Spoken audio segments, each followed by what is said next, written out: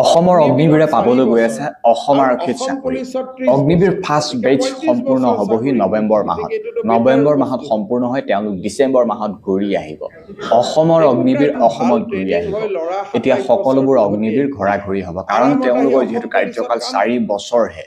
4 বছৰহে এতিয়া 25% পাৰ্মানেণ্ট কৰি ৰাখিব।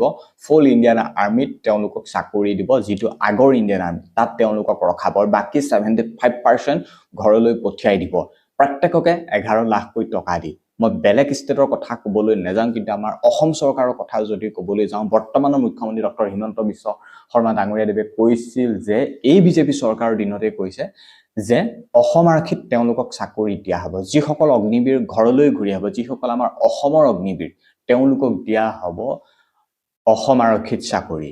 আৰু 25%ৰ ভিতৰত যদি আমাৰ অসমৰ অগ্নিবীৰো যদি পাৰ্মানেণ্ট হয়, সেইটো আমি প্ৰাউড ফিল কৰিবলগীয়া এটা গৌৰৱৰ বিষয়। কিন্তু যিসকল ঘূৰি আহিব তেওঁলোকক দিয়া হ'ব অসম আৰক্ষীত চাকৰি।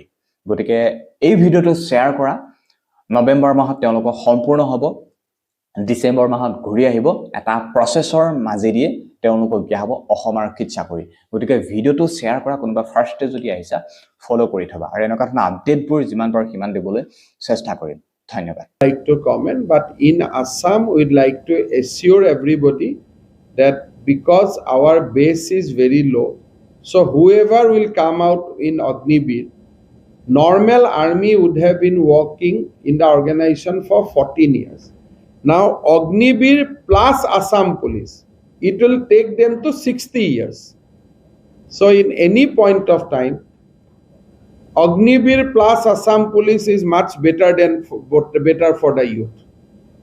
এনে যদি কোনোবা আৰ্মিত সোমাই ই মাত্ৰ 14 বছৰ চাকৰি কৰিব পাৰিব, কিন্তু অসমত যেহেতু অগ্নিবীৰত 4 বছৰ আৰু অসম পুলিচত 30 বছৰ, গতিকে 35 বছৰ চাকৰি কৰিব। গতিকে এইটোতো বেটাৰ বস্তু হ'ল। একো ক্ৰাইটেৰিয়া নাই, ক্ৰাইটেৰিয়াটো লওঁতেই ক্ৰাইটেৰিয়া হ'ব আৰ্মি ট্ৰেইনিঙৰ সমানটো অসম পুলিচে ট্ৰেইনিং দিবই নোৱাৰে। গতিকে ইমান ভাল ট্ৰেইনিং হৈ